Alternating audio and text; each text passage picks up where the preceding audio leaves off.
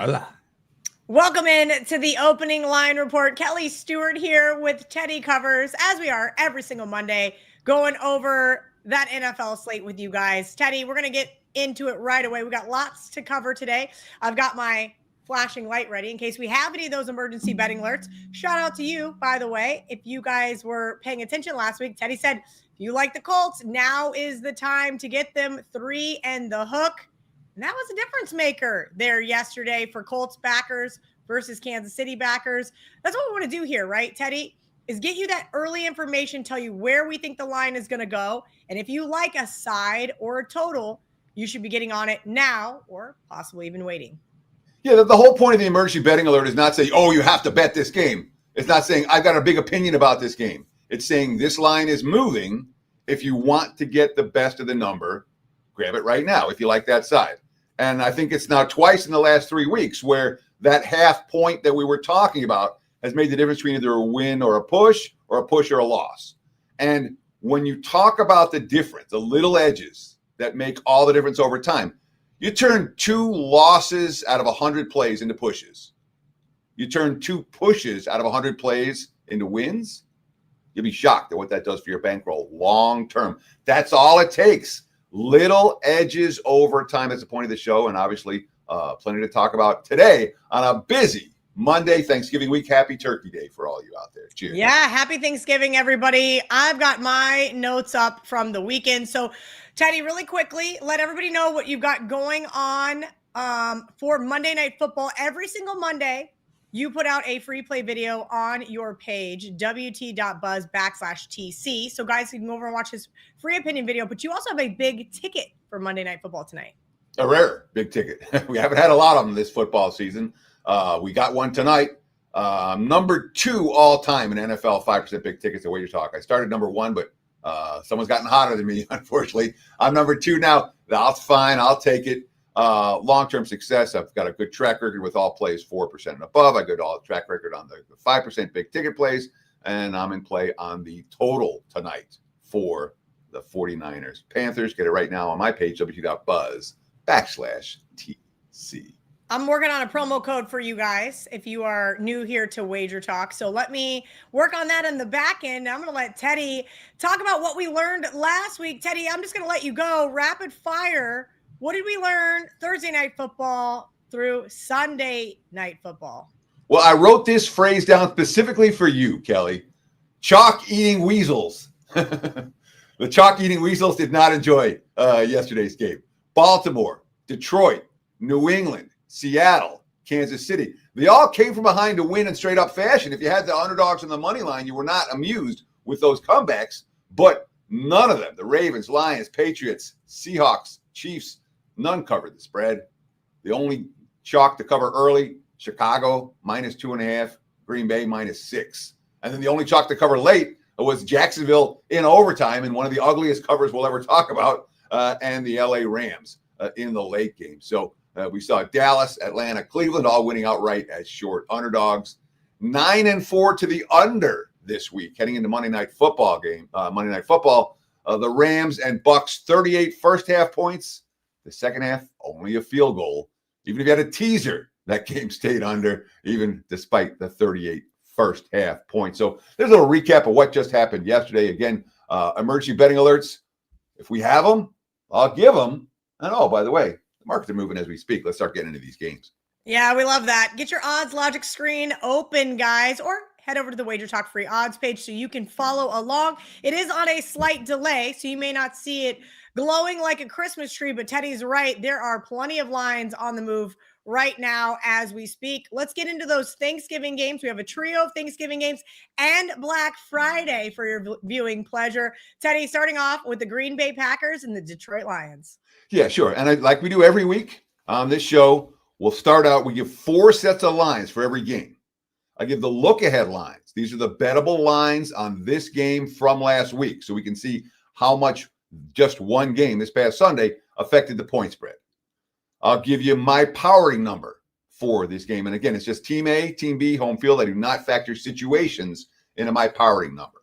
So you get the look headline, you get my powering number, you get the opener from last night, and then we'll talk about where the money has come for today. since the opener. So with the Packers and the Lions, look at line. Detroit, there were threes, there were 3.5. So I'll call it a split line, 3/3.5.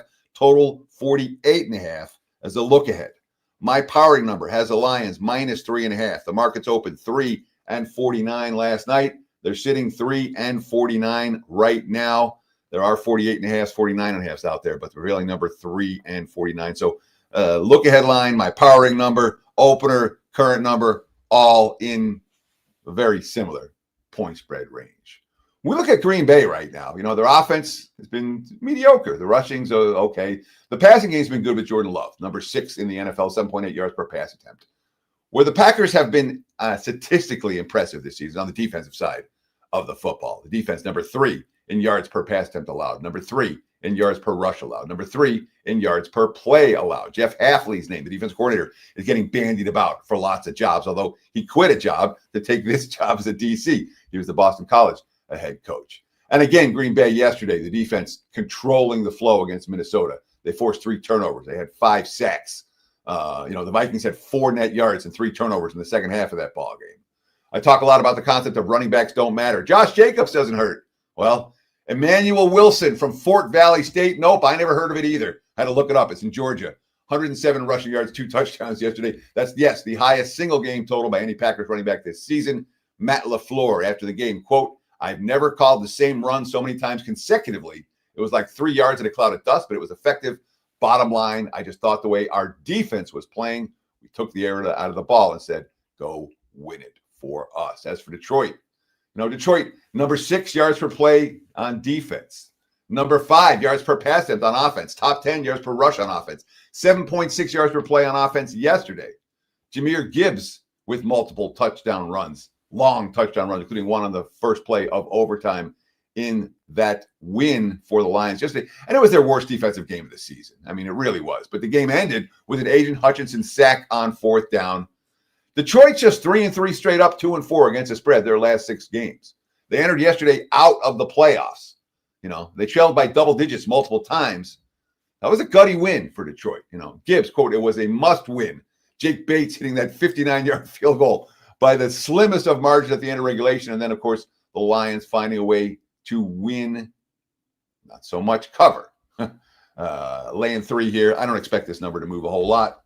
That being said, yeah, it's not going off of 3. I mean, I don't see a book moving to 2.5. I don't see a book moving to 3.5. I expect this line to be painted 3 unless we get some injury news that I'm not expecting. All right, moving along to the next game. And this one is kind of a battle of 2 different styles. We have a lower scoring Chiefs team, which is kind of unheard of, but they've been a dead on under team all season long, and a dead on over team. The Dallas Cowboys is their opponent. Teddy, talk to me about this Cowboys team once you break down the line here, because you mentioned last week that the market was falling on the Chiefs, right? 3 ended up being the right number. That's how much they beat the Indianapolis Colts by, with a push. Kind of feels like the same thing here. Like maybe that hook is going, all right, Kelly, you like the Cowboys. Hooks matter. They can matter. Look headline here, Kansas City -3.5. There were some 4s out there, total of 51. My powering number, Kansas City -3.5. The markets open last night, Kansas City -3.5, total 51.5. What are we seeing today? Kansas City -3.5. We are seeing some upward movement on the total, 52 starting to pop up right now at what I would call leading indicator books.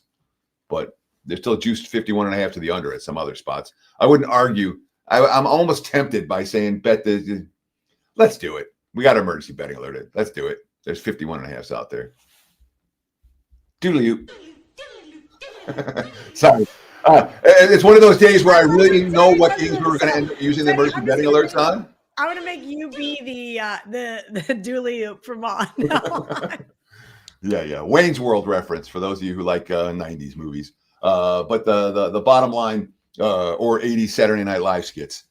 This total is getting bet up right now. 51.5 last night. I'm seeing 52s right now. If you like the over, Dallas, KC on Thanksgiving Day. Thanksgiving Day, you expect to see over money. You expect to see public money. 51.5 is the best you're likely to see. If you like the over, I bet it's sooner rather than later. So Kansas City had their 6th try, and they finally won a one-score game. Now 1-5 this year in one-score games after winning them all last year. Prior to the win yesterday, their biggest comeback all season had been rallying from 7 points down against the Ravens in Week 4.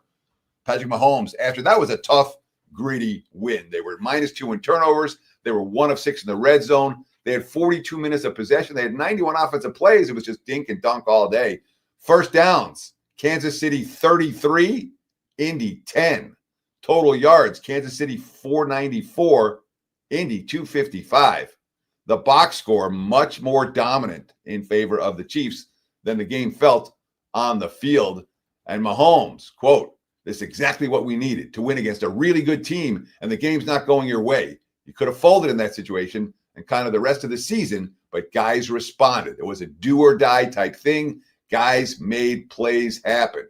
All 5 of our losses felt like this game, where there were plays we could make and we didn't. You can talk about it all day, but until you prove it, it doesn't matter. We proved today that we could make the plays." Still, Kansas City, 0-3 ATS the last 3, all as short favorites like they are here. Dallas just got their first set of back-to-back wins for the season. They're 5-5-1. All of a sudden, the playoffs are a realistic option. They outgained Philly by more than a yard per play yesterday. The defense is clearly getting better for Dallas, and we thought that might be the case when they were buyers at the trade deadline. First win for the Cowboys when trailing by 3 touchdowns or more since 2014. Coach Schottenheimer after the game, you heard me say it 1,000 times, you can't win the game in the first quarter, second, third, but you can win the game in the fourth quarter. I told them, believe in each other. Believe in the fact that we'll find a way to do it. They did. Both teams in this instance may be a little bit fat and happy for the short week. All right, if you guys are just joining us, a little over 1,000 of you, feel free to jump in the comments section. We're going through the rest of these Thanksgiving games. Cincinnati Bengals taking on the Baltimore Ravens. And Teddy, I went ahead and burned the Ravens. I burned them against the Jets and Survivor yesterday. I had to do it. It looked ugly for a quarter, and I really never in doubt after that. But that's because I think this Bengals team is starting to play better. I took the 7.5 yesterday. If you guys were paying attention on last call, John Murray said, hey, we need the 7 in the hook with the Bengals. Patriots made it interesting. I thought maybe they were going to end up blowing them out. They didn't. This Bengals team still has some fight, and I think in this divisional game they might as well. They might, sure. I mean, Thanksgiving, short week, and it looks like Joe Burrow is going to be back for Cincinnati. The line says that Joe Burrow is going to be back for Cincinnati. Burrow was in practice this past week. And I spent a lot of time, every week I talk about the one team that I spent a bunch of time thinking about. And Cincy this week was a team I spent a lot of time thinking about where I want their powering number, what my number should be for the Bengals in Joe Burrow's first game back. And of course, their receiving core got banged up yesterday. T. Higgins left the game. Chase was not as well. There were issues. But look ahead line, Baltimore -7, total 53. And of course, the market's expected Burrow to be back this week. My powering number has the Ravens -7.5. The markets opened split last night, 7/7.5, 51.5. And we've seen the 7.5s get taken out this morning. There's still a couple of them out there. Not enough for me to emergency betting alert it because, one guy will get it and no one else will. But if you like Cincy, you can find 7.5s right now. I'm not convinced they're going to be available. Again, there's not many of them, and I don't think they're going to be available much longer. That being said, Flacco threw a pick 6 yesterday, and the Bengals still covered, which is, I guess, a positive sign. But they're still dead last in the NFL in defensive yards per play allowed. They're number 30 against the rush. They're number 31 in yards per pass attempt allowed. And when you're 30 against the yards per rush and 31 against yards per pass attempt, that's a problem, And they're a 1-8 since Burrow got hurt. He practiced last week. He's expected to return for this ballgame. Chase obviously had the 1-game suspension. Higgins suffered the concussion. We'll have to see if either or both of them. I'm assuming Chase is going to play. I don't know if we're going to see Higgins in this ballgame. This quote from Zach Taylor really stood out to me because I always look for teams, the coaches talking in the past tense. And it's been a rough year for Cincy, obviously. Zach Taylor, quote, just been one of those years where we haven't found a way at the end of the game, and that's been frustrating. It's important for everyone to keep at this thing and find a way to get some momentum. I do not view that as a bet on, quote. Baltimore's gone from 1-5 to 6-5. First place now, our first place tie with Steelers in the AFC North. Coach Harbaugh, quote, "It feels great, but it's halfway done. It's not over. Season's not over." Harbaugh's really worried about the letdown. And of course, it hasn't been pretty. They struggled to beat the Browns. They struggled to beat the Jets the last 2 weeks. Lamar Jackson, 13 of 23 for a $153. He's dealing with knee issues. He's dealing with ankle injuries issues. Derrick Henry hasn't been all that effective, 64 yards on 21 carries yesterday. Jackson, by the way, Lamar Jackson, under 200 yards passing, 3 straight games for the first time in 5 years. Back-to-back games without a touchdown pass for the first time in 6 years. And again, he's missing practice time. The knee's sore, the ankle's sore. That being said, they've held their last 6 opponents to under 20 points. Remember, there was like fire Ott, the defensive coordinator.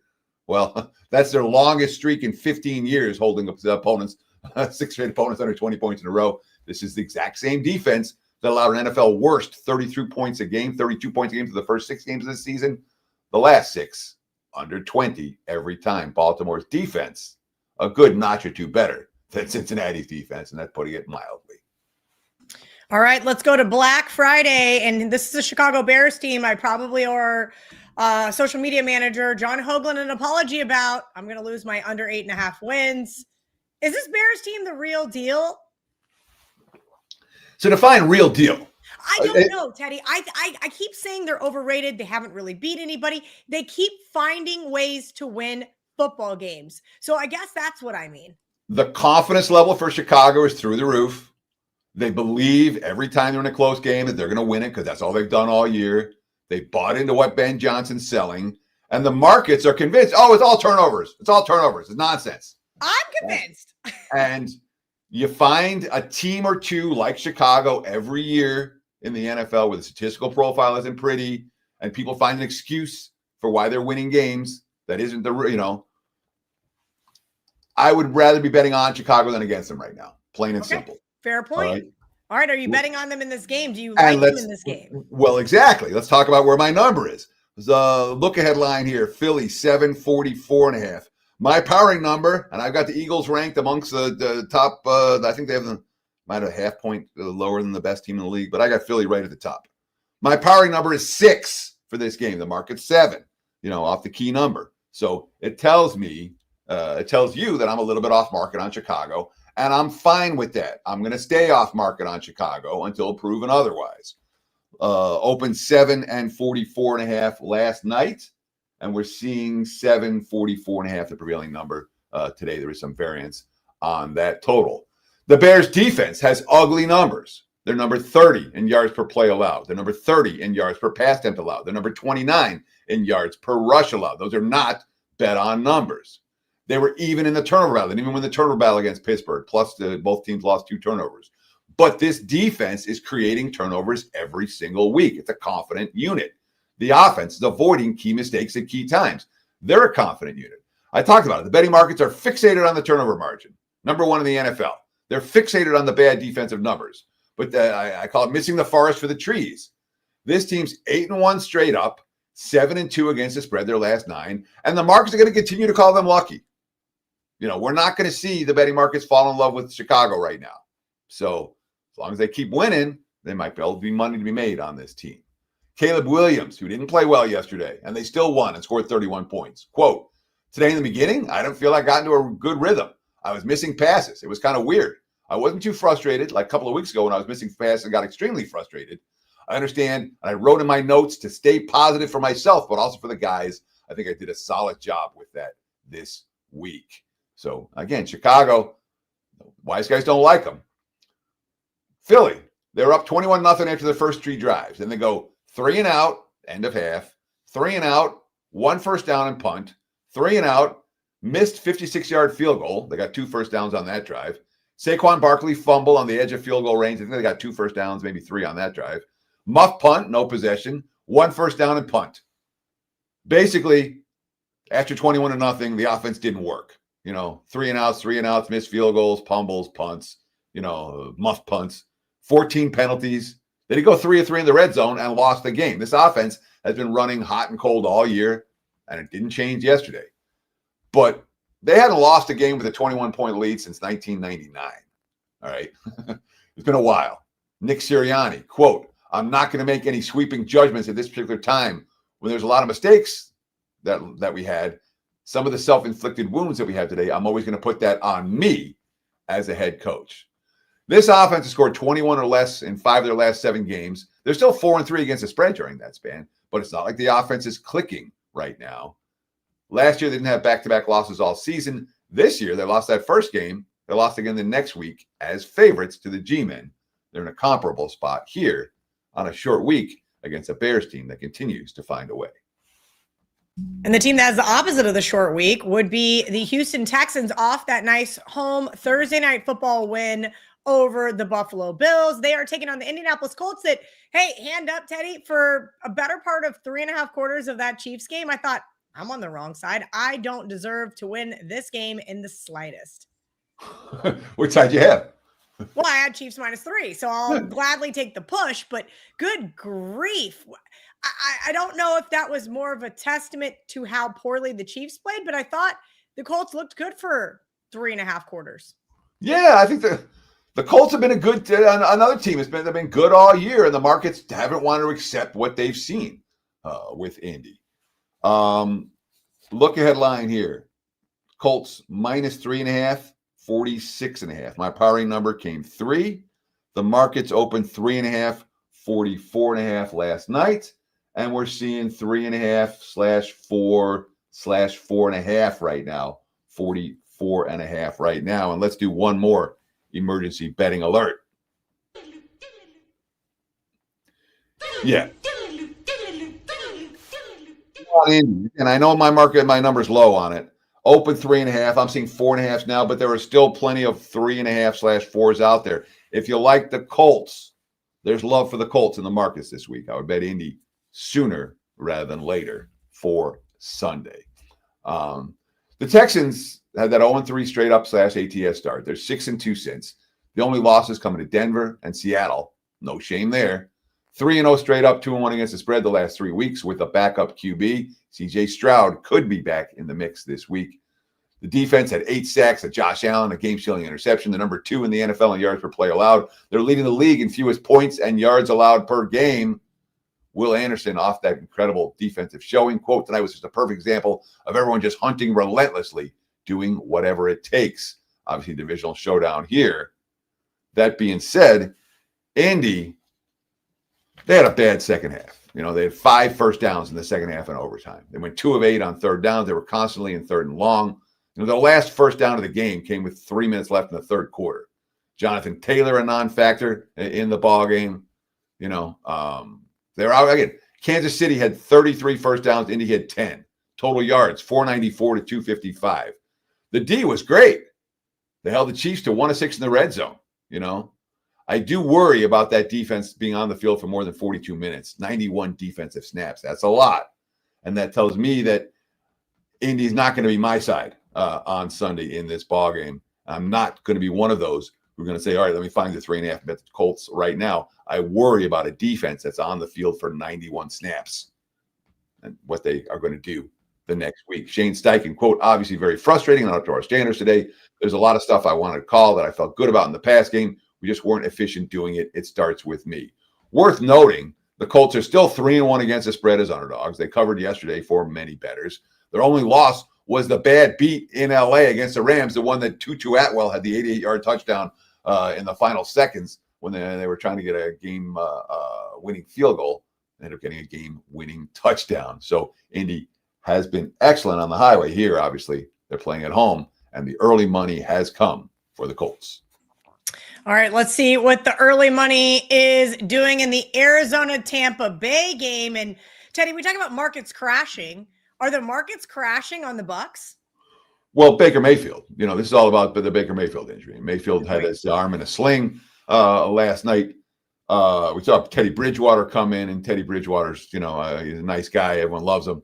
I don't think he's an NFL quarterback at this stage of his career. He didn't look like one last night. He didn't look like one in any of his last 3 stops in the league. Look ahead line here was Tampa 6/6.5, total 49.5. My powering number was with Mayfield 7, without him 3. The markets opened 2.5, 44, 44 and a half, 45. And that's kind of where they're sitting. Many books do not yet have a line posted for this ball game, given the QB status that we don't know right now when it comes to Mayfield. I expect we'll hear something throughout the course of the day. Arizona's loss yesterday was as demoralizing as it gets. All right. I'm not sure I've seen a team all year make more mistakes than Jacksonville yesterday and win a game.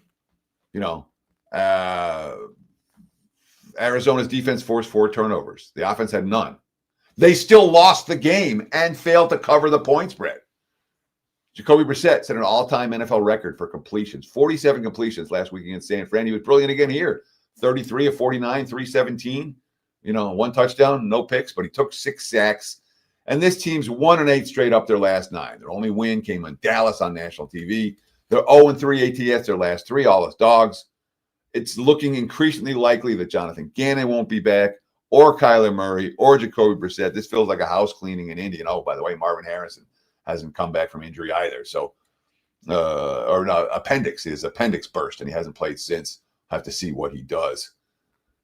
Obviously Baker Mayfield, the injury is a significant concern for Tampa. They're now tied with Carolina first in the NFC South at 6-5.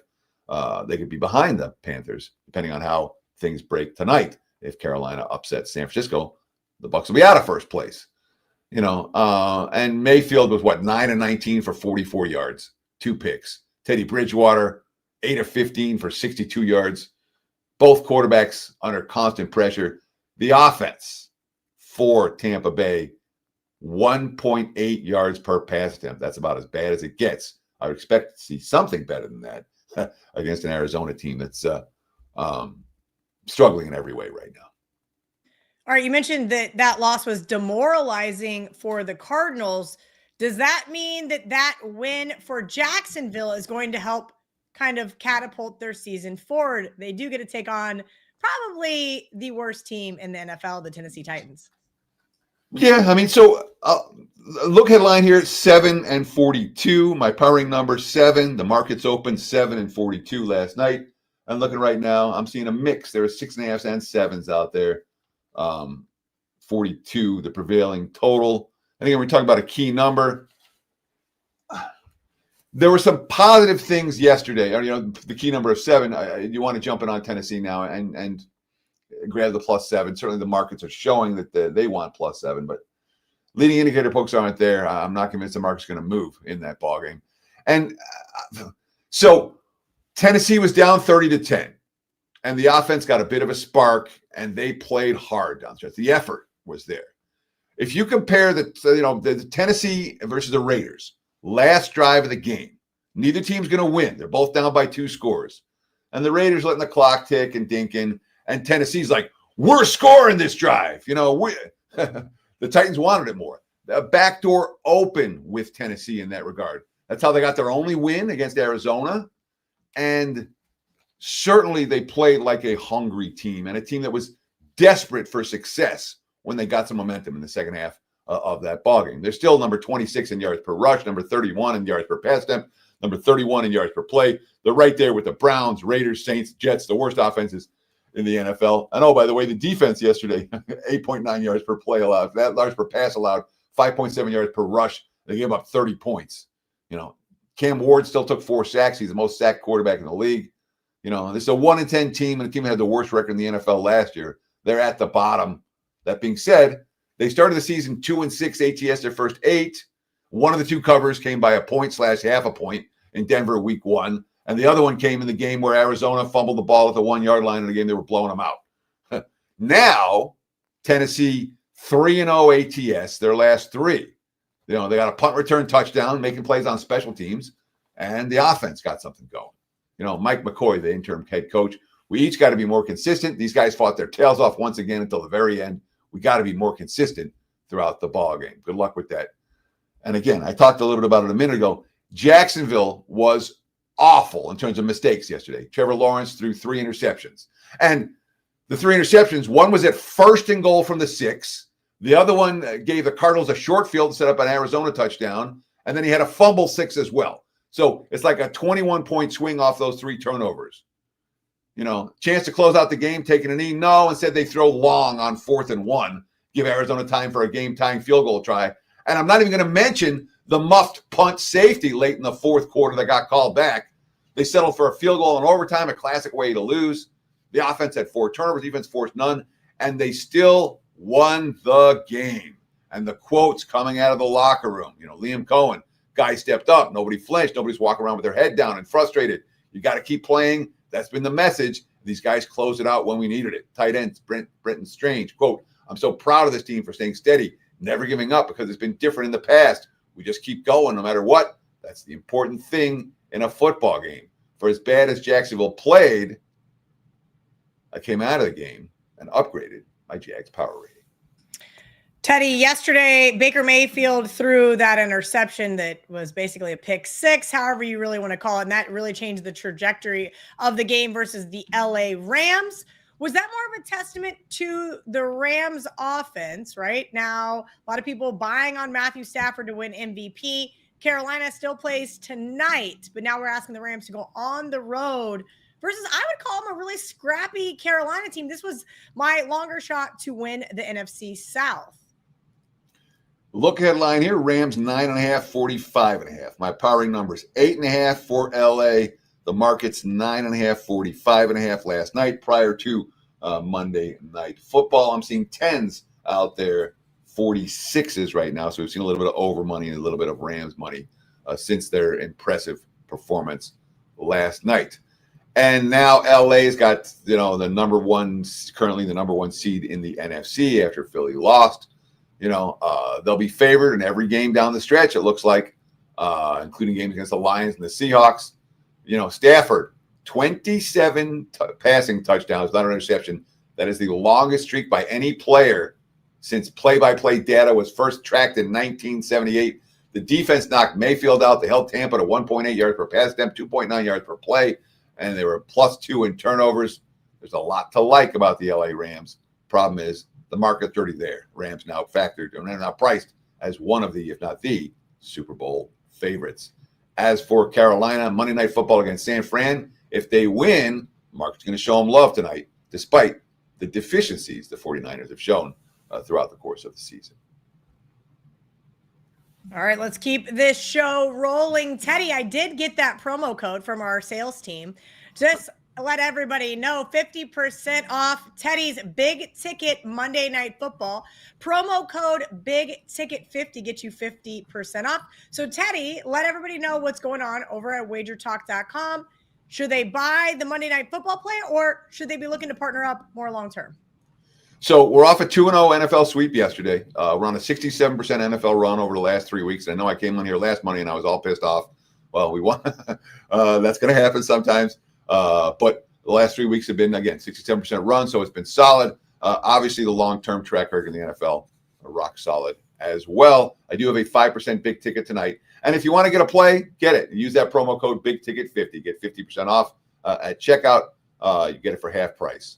That's not what I would recommend. I would say don't buy a play, buy a package. And we have a deal right now. Look, I'm telling you guys, I told you guys last week, it's a good deal. All right. This has not been a banner. It's not been my best football season, not even close. But I put the work in, and I sure as hell haven't quit. And I expect to make money Thanksgiving, December, January, into February. We've had some real nice late season runs in years past. I expect to make money in college and the NFL. You can get every play every day right through the Super Bowl. There's no bait and switch. All the college through the national championship game, all the NFL, including the Super Bowl props and everything. $375. All right. It's like the equivalent of one big ticket a week, less than one big ticket a week.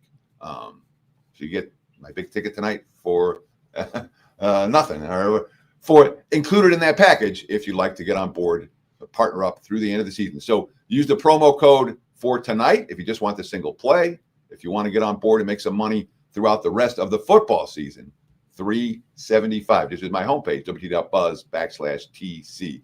And I do want to ask you guys one simple favor. If you like, and look, I understand some people want to buy plays, some people have no interest. That's okay. I don't mind. It's fine. Thank you for considering it. The one thing I will ask, if you're watching the show and you like it, hit that like button.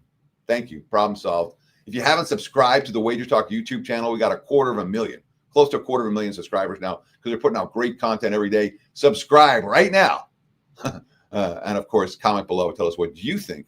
I can't promise Thanksgiving week, man. I got to be out of town. I can't promise I'm going to be in the comments answering everyone this week, but I'll do my best to get in there at least at some point today to reply to your comments.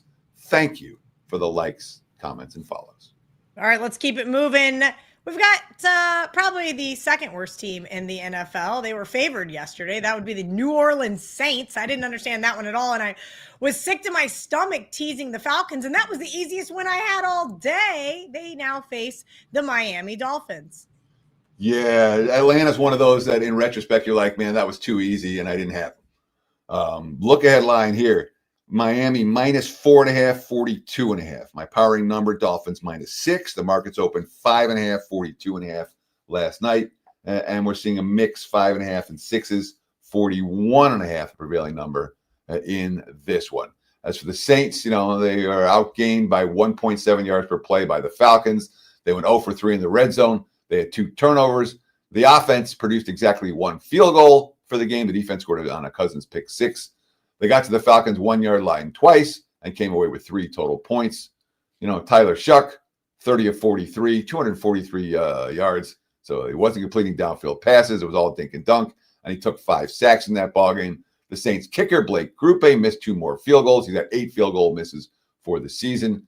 If we see this again, worth noting, the Saints are now 0-2 ATS, 0-2 straight up off a win. Both losses coming by double digits. So if they win again this year, let's fade them. And of course, they're 1-5 against the spread the last 6, 3-8 against the spread full season. New Orleans has been a point spread disaster team. Miami had been a point spread disaster team. Now all of a sudden they're 3-1 straight up and 3-1 ATS their last 4. The only loss came to the Ravens in a game that was closer than the 22-point final margin would indicate. They're off a win versus the Commanders in Spain and a bye week. That being said, Miami is a favorite. Well, we haven't seen them in this role a whole lot. They've been dogs most of this season. Yeah, Teddy, I'm not sure I can lay it with the Dolphins, but the comment section sure is ready to. You mentioned Atlanta, now a road favorite at the New York Jets. Yeah, look headline here. Falcons -2, 39.5. My powering number, Falcons -3. The market's open 2.5, 39.5 last night for Atlanta as road favorites, and that's exactly where they're sitting this morning. Line really hasn't moved, and it hasn't gone to 3. Which tells you that the markets are not excited about Atlanta. And look, the Falcons had 13 first downs yesterday, 3 of 12 on third downs, 9 penalties. Cousins threw a pick 6. They still basically dominated wire to wire, allowed only 3.8 yards per play.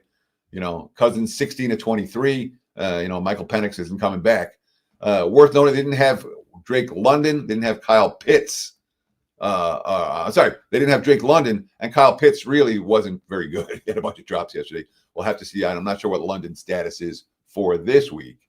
In my mind, he's a type of player that should impact the point spread by at least a hook.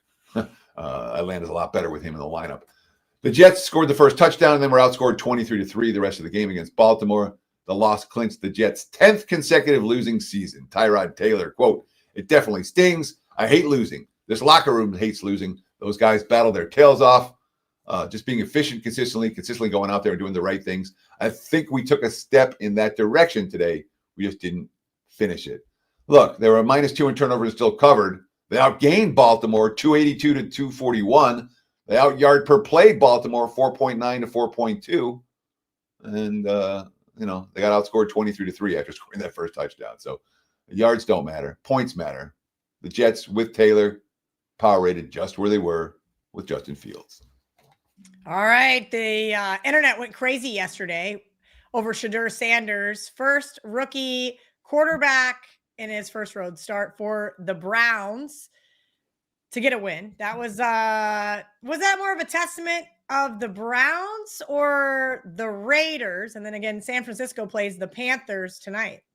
Yeah, my clients and I cashed with Cleveland yesterday. I thought there was a lot of irrational hatred towards Shedeur Sanders. Like, he's a political flashpoint and people are going crazy about it. And I thought that he affected the point spread more than he should. And the markets overreacted to his presence.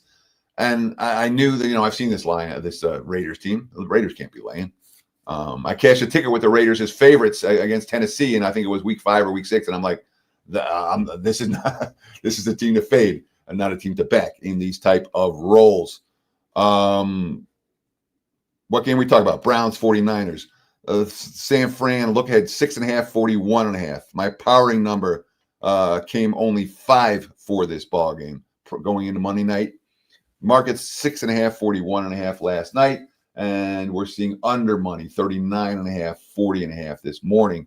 Obviously, there are still books that don't have a lineup for this because San Fran plays on Monday Night Football. Worth noting, we don't know we're going to see Shedeur Sanders this week. All right, Kevin Stefanski asked if he was going to commit with Sanders as a starter, or if they were going to go back to Dylan Gabriel once he clears concussion protocol. Stefanski's quote: "I'm not going to get into that. Proud of him, proud of this offense. There are a ton of things to learn from, but I'm just going to worry about today." Worth noting, Shedeur Sanders, no, some of the fundamentals aren't there. We only got sacked one time yesterday, and there was a level of explosiveness in the Browns passing game with Sanders, where he's taking shots downfield that we didn't see from any other QB for Cleveland so far this season. JJ McCarthy, what are we going to do with this kid? He now is a touchdown. Whoa, even higher, according to Dan Alexander over here than the odds logic screen. But I don't know what to make of Minnesota. I didn't like him yesterday. I said, I can't trust him. I thought Green Bay was really banged up. Now they're going on the road to play Seattle. And I think Seattle just kind of went through the motions yesterday against the Titans. I used them in Survivor. I wasn't really concerned they were going to lose that game, but there was no real pressure to blow out the Titans. They dominated the game and they kind of let Tennessee in the back door. Tennessee fought, but Seattle was comfortably in control throughout. Look headline here. There were 7.5 so the prevailing number, 43.5. There were some 7s out there for Seattle. My powering number is 9. The markets opened 8.5, 42.5 last night. The markets took out all the 8.5s. They took out most of the 9s. I'm seeing 9.5 the prevailing numbers and 10s. Sorry, I'm looking at the wrong game. I'm looking at Vegas and the Chargers. My apologies. Let me restate that. Markets opened 8.5 and 42.5 last night. What we're seeing today, 8.5/42. I was right. There are 9.5s out there. 9.5 is the prevailing number for this ballgame. That's what happens when you do a show live and you don't get the tape and say, oh, let's redo that segment. 9.5/42, the prevailing number right now. So we have seen the Seattle money like I thought that we saw, and I wasn't losing my mind up here. The Vikings, look, they had a 3-2 start. They had the week 1 lucky Monday night win against the Bears. Remember, they had nothing for 3 quarters, and then JJ got hot in the 4th. Then they beat the Bengals at their worst and the Browns. That's their 3-2 start. They're 1-5 straight up, 1-5 ATS since. The 1 win was impressive at Detroit, but in the 4 losses, the offense, 10, 19, 17, 6, and you get to 20 in any of them. And you're not going to win many NFL games if you can't score 20 points. J.J. McCarthy yesterday, 87 passing yards, no touchdowns, 2 picks, sacked 5 times. In the second half of that ball game, the Vikings had 4 net yards and 3 turnovers. Their only points came on field goals, both of which 52 and 59 yarders, long field goals. Kevin O'Connell, quote, we did not in any way, shape, or form, we did not play in any way, shape, or form the type of second half that would give us a chance to compete. Minnesota is a team that's crashing in the betting markets right now, really crashing. No one believes in McCarthy. No one believes in the Vikings. All the money that they spent this offseason improving the roster around McCarthy hasn't mattered, and it hasn't been enough. The quarterback play has been dismal, and Minnesota's a team that is struggling to attract betting market support right now. That's not the case for Seattle. 8.9 yards per pass attempt, 5.7 yards per rush, a 7.5 to 4.4 yards per play attempt. You're outgaining your opponent by more than 3 yards per play. You're doing something right. No turnovers. They did allow a punt return touchdown. And worth noting, bad special teams make your stats look good. Good special teams make your stats look bad because of the longer fields you have to travel. They only went 2-4 in the red zone. They had been 8-1 against the spread the last 9 before 30-10 became 30-24. First time all year, Seattle won, but didn't cover the point spread. And certainly a team that, when markets are crashing on Minnesota, the markets are believing the Seabags at this stage of the campaign. Well, until they play a good defense. There you go. I don't know if this is a good defense or not. Buffalo is taking on Pittsburgh here. I actually don't know what to make of the Buffalo Bills at all. I was on the Texans Thursday night, Teddy. 0 money line dollars. I didn't think the Bills were going to lose that game, and they lost it in horrible fashion. I don't know what to make of this team right now. You mentioned Pittsburgh earlier when we talked about the Bears game, and no Aaron Rodgers, no problem. Yeah. I mean, they didn't win. No, but do you think they would have won with Aaron? That's my No, question. I don't think so either. The market said that there's 0.0 difference between Aaron Rodgers and Mason Rudolph. And I don't agree. And that's what I said on the show last week. I'm like, at the most, you're going to see a half-point difference between Aaron Rodgers and Mason Rudolph. Aaron Rodgers is a second, third tier, fourth tier NFL quarterback at this stage. Don't know if he's going to play in this one. Look at line. There were 3.5s for the Bills. There were also 4s out there, total 47. My powering number, Buffalo, 3.5. The market's open 3.5, 47.5 last night. And that's exactly what we're seeing today. A couple of 4s popping up, but mostly 3.5, 47.5 for the Bills and the Steelers. Buffalo, number 3 offense in the NFL, 6.1 yards per play. Where's the problem? The run defense, number 31, 5.3 yards per rush allowed. And you're not going to win a title when you're giving up 5.3 yards per rush. You're number 31 against the run. They started 4-0. That 4-0 start, they had the lucky win against Baltimore. Remember? Then Jets, Dolphins, Saints. Since that time, 3-4 straight up. 3-4 against the spread, their last 7 ball games. Sean McDermott, quote, when they hit our quarterback 12 times, I don't like that. I don't like that stat at all. It's not a healthy way to play. It's not a good way to keep our quarterback healthy for the season. We've got to play better. Worth noting, what's wrong with Buffalo compared to recent years? Turnover margin. Last year, they had 8 turnovers full season in 2024.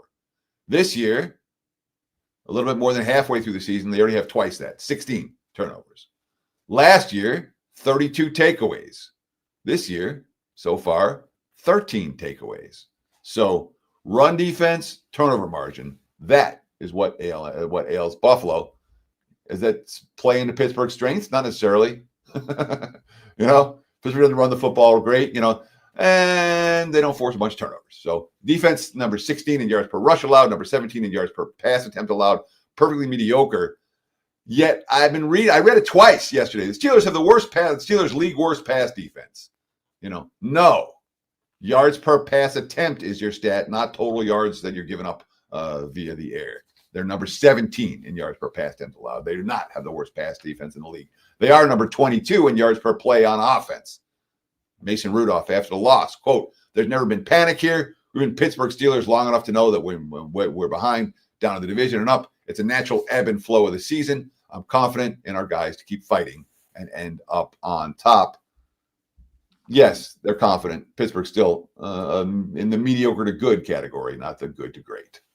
All right. I'm going to use the Chargers for Survivor this week, Teddy, because it just makes the most sense. They're taking on the Las Vegas Raiders.